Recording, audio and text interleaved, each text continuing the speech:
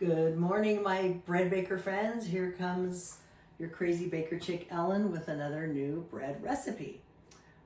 Sometimes people suggest recipes to me and I think, I can do that. Or, I can't do that. So if you request something with nuts or mango or coconut, I can't do it. If you request sourdough, that's a hard no. I don't do sourdough. I won't go into why, but I just don't do it and I never will. But this request, I thought, I can do this. And it was a request for a tomato basil bread.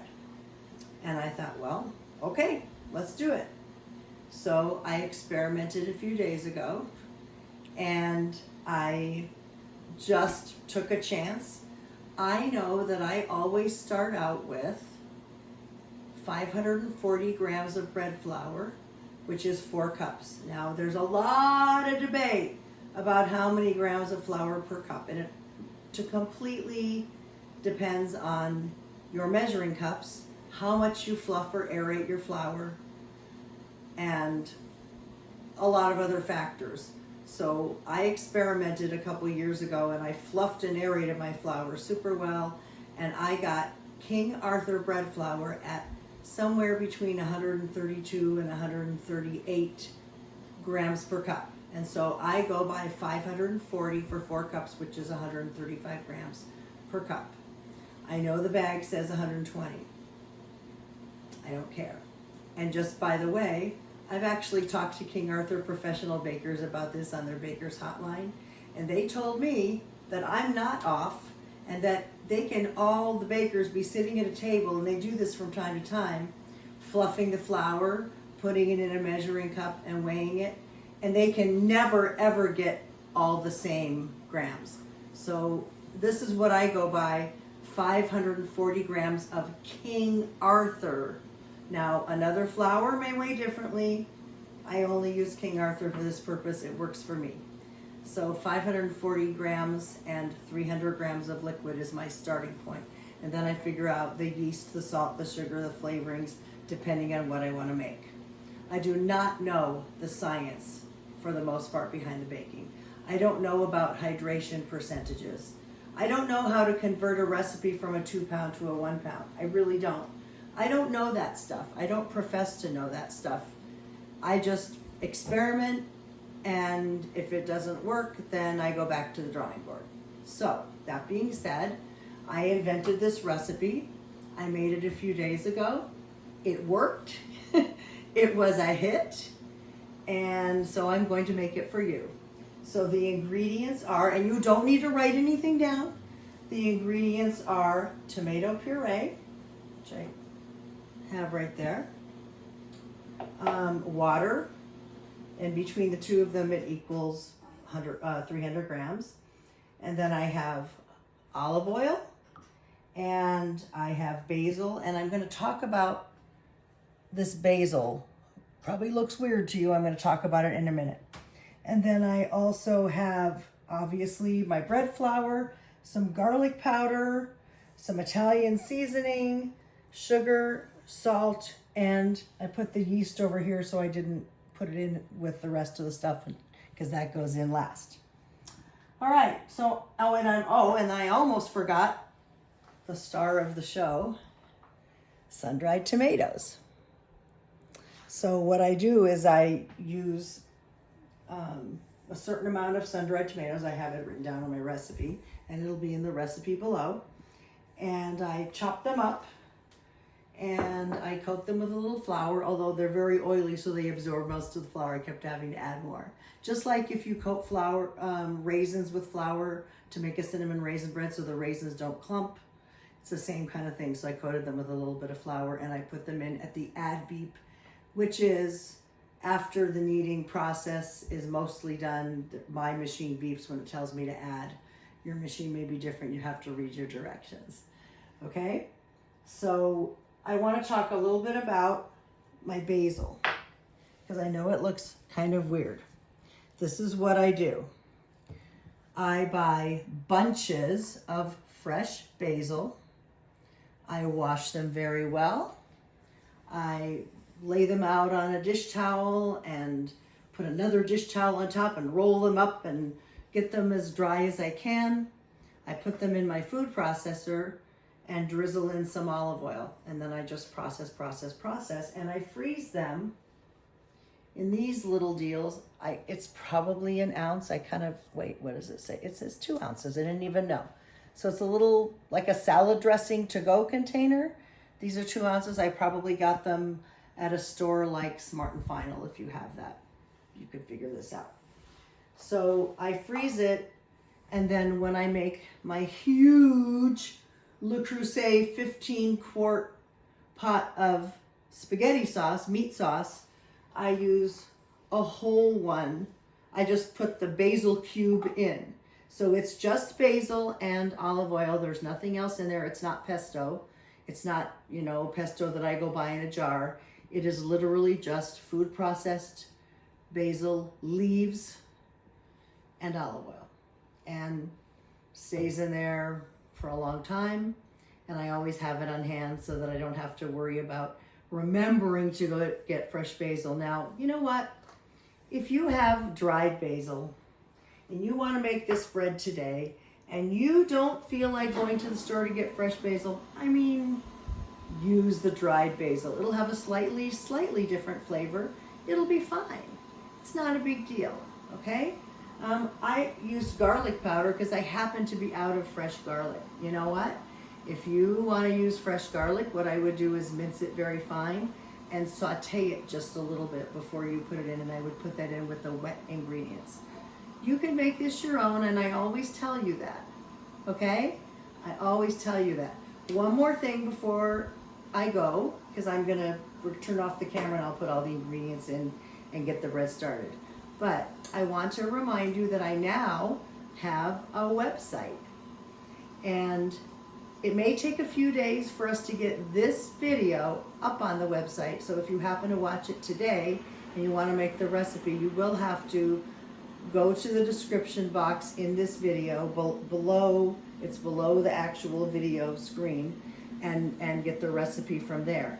But within a few days, I will have the recipe in the wonderful PDF form that my website has.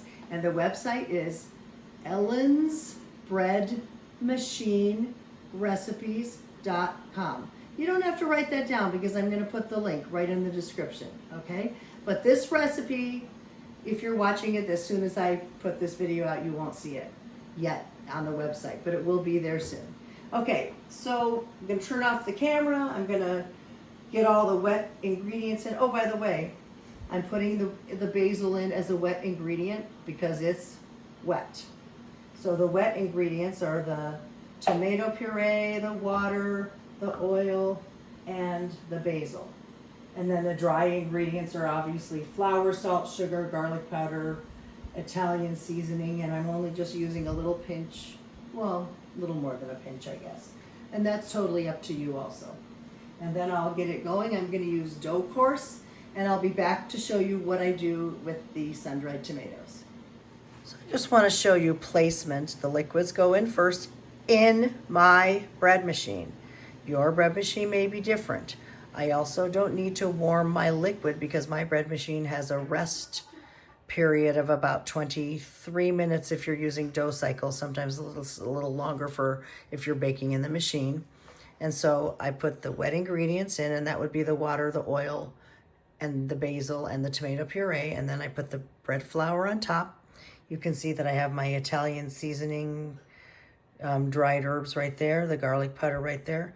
The salt always goes on my left, and the sugar always goes on my right, and then I do this, make a little well, and the yeast goes right in there.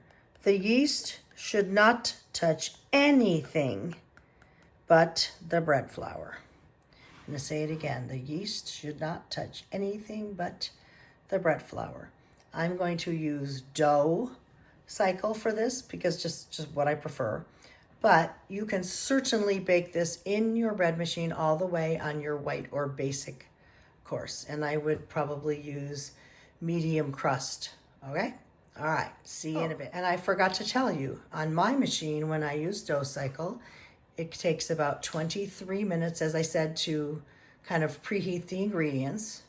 And then after 5 minutes of kneading, which is 23 plus 5 minutes, that's when I check my dough to make sure it's not too wet or too dry. That's a very important step that you cannot skip. So I set an alarm. Once I press the start button, I set a timer rather for 28 minutes. That's the 23 minutes of rest plus the 5 minutes of kneading. And it's really funny because every single time without fail, I look at my timer when I hear the bread machine start kneading, and it's right at the 5 minutes left on the timer mark. It's amazing. Very consistent. All right, I'll show you what that looks like in a bit.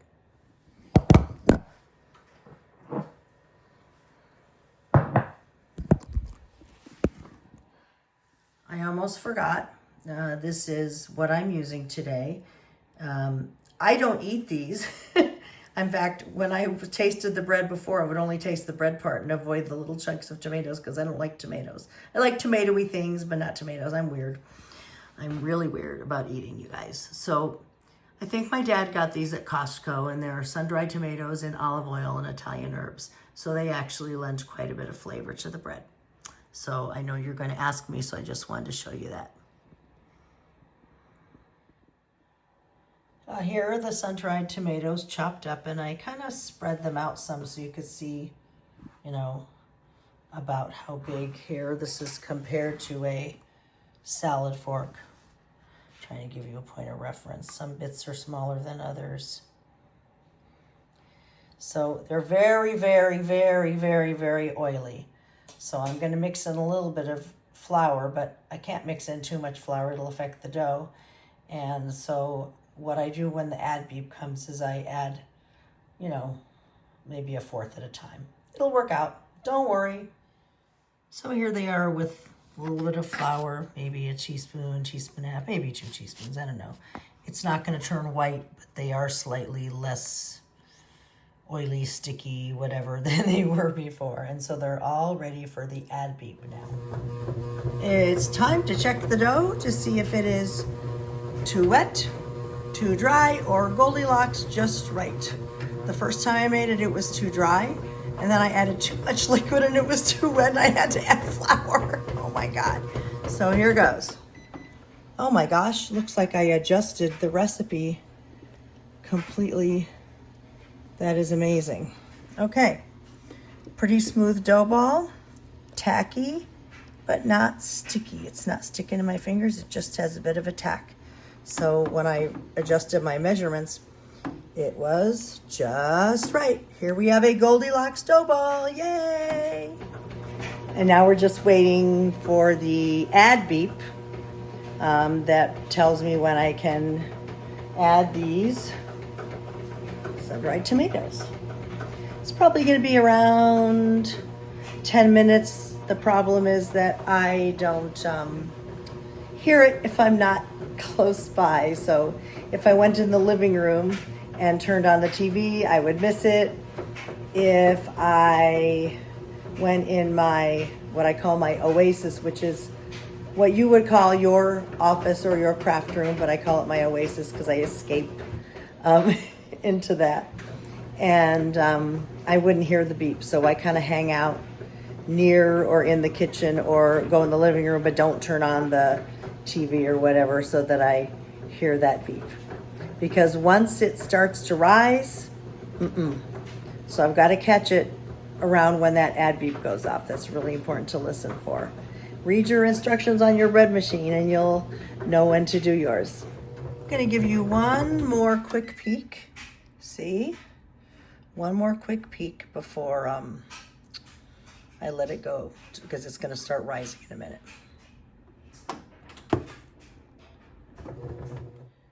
There are 16 minutes left to go on the dough course, and looks like it rose quite nicely. Yay! Look at that.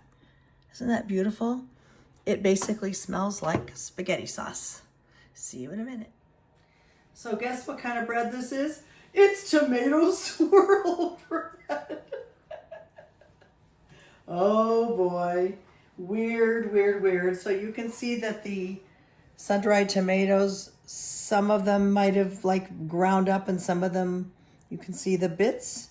So there you go. Lots of bits, but some of them, you know, went into the dough as part of the dough. It rose beautifully.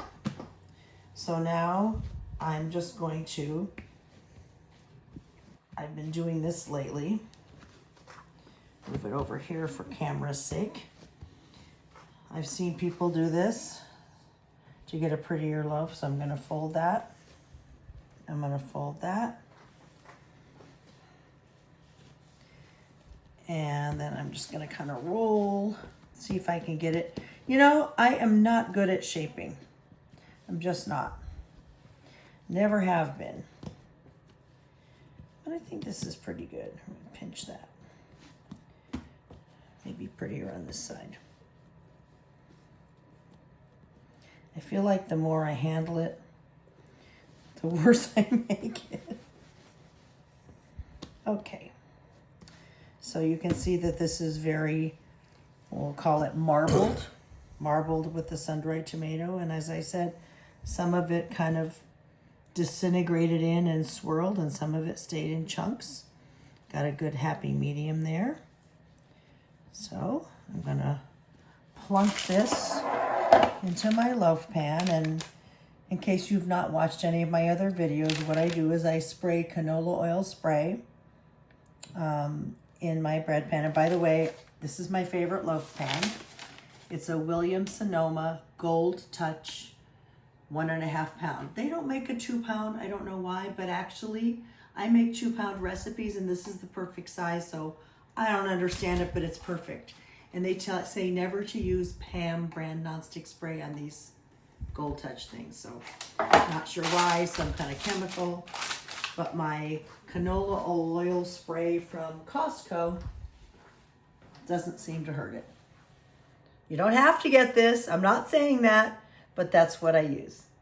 Okay, so, and then after I spray it, I put the parchment in, not so much because I'm worried about it sticking, although it is a little more of an insurance policy, but also because when this bread comes out of the oven, all I have to do is lift it by the parchment and put it on the baking rack to, the rack to cool. So I'm just plunking that in. I'm gonna leave it over here. We're gonna walk over to the oven. And this is what I do to let my dough rise for the final time. My oven is older. It was from the early to mid 2000s. I can't remember exactly what year. And I don't have a proof, but I don't need it. Turn on upper oven, and the lowest temp my oven can be set to is 170. So I set it to 170, set a timer for 1 minute. I am not heating my oven all the way to 170. Do not heat your oven all the way to any temperature. If your oven's lowest temperature is 140, only set it to 140 for the 1 minute. Do not forget to set a timer, because if you leave it on too long, the oven will be too hot and it will kill the yeast, your bread will not rise, and you will be very sad. Turn it on to the lowest temp. 1 minute only. Do not leave the kitchen. Not even to run to the bathroom. Do not leave the kitchen, because the timer will go off and you'll go, ah, and the oven will be too hot. Don't make that mistake. So when my timer goes off in 11 seconds, I'm going to turn the oven off. And guess what? Also, you're only using 1 tiny minute of electricity also just to heat it. All right, cancel the timer, cancel the oven. The oven is off.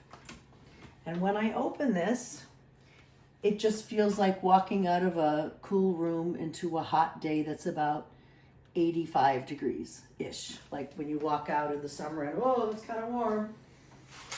And I'm putting this in the oven for its final rise. And I'm going to set my timer for 40 minutes to let it rise. I really like about a 45-minute rise, but by the time I take it out of here, to then heat my oven for baking, it rises another 5, 7, 8 minutes. So it's perfect. Okay, so I will update you, showing you how it's rising after it's been rising for a while. So the dough has risen. Sorry for the crackle. It's risen quite nicely. It's taking up the whole the whole pan. I do caution you against garlic. I probably use too much garlic powder because it does inhibit rise. So maybe fresh garlic would be a better option. I just didn't have it. So maybe don't put quite as much garlic powder as I did. But I made this before. It rose enough and it tasted wonderful. So I'm not unhappy with this. But it's not, you know, it's not huge. It doesn't rise like my semolina or my challah. So anyway, I am preheating the oven to 350 and then we will bake it. I just put the bread in the oven and set a timer for 30 minutes. It won't be done, but I want to make sure it doesn't get too brown, so I will have a piece of foil ready to tent it with. Then I'll set it for another 10 minutes, check the temperature, and you know that you must have an instant read thermometer. Not expensive, I promise, under 20 bucks on Amazon or wherever, cooking store, you know. But you cannot know if a bread is truly done on the inside unless you check the temp. And for most breads, you want them to be between 190 and 200 degrees.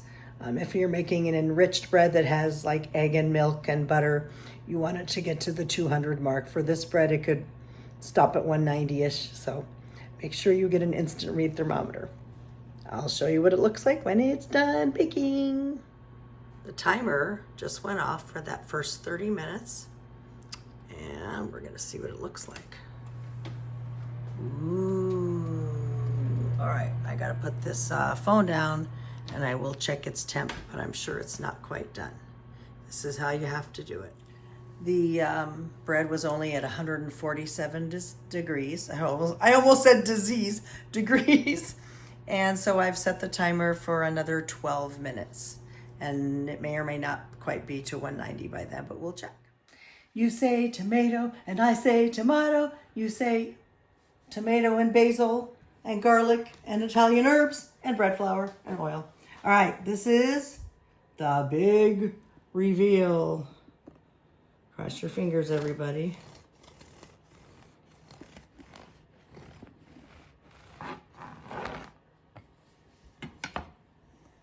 Ooh, ah. Interesting how that got swirly.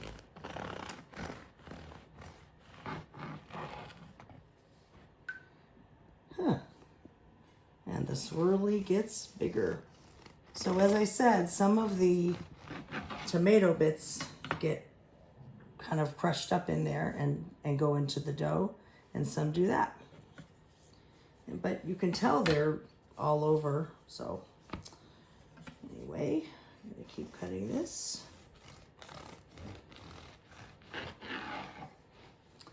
And let's look at the texture.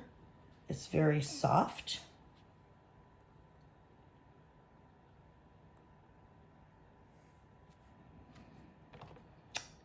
And squishy.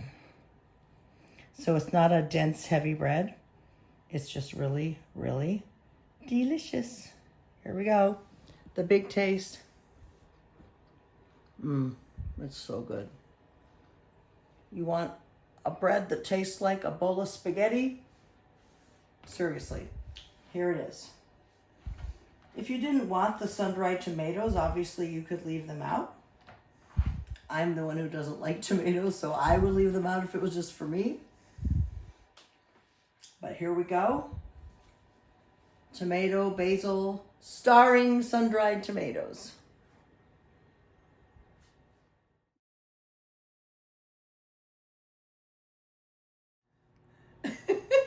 So my weird videographer husband asked me just now, do you want those lights on? And they're already on, and he's just making me laugh. So I wanted to, I may move that for a minute so you can see what the bread looks like. It finally reached about 993 degrees. on the instant read. And I have my handy dandy cooling rack. And now I want to show you the best part about using a parchment sheet in the baking pan. Ready? Drum roll, please. Otherwise, you're using oven mitts. You're trying to turn a loaf pan upside down. If you do it too hard, the top can get smushed. This is just so much easier. And you don't really, I mean, sometimes they do it right away. Sometimes they leave it for an hour. But if it's easy, if your bread is nice and solid, you just pick it up and put it away. Oh, he's doing fancy cinematography there. So obviously it is too hot for me to cut right now, but I will video that when we cut it, and I'll show you what the inside looks like.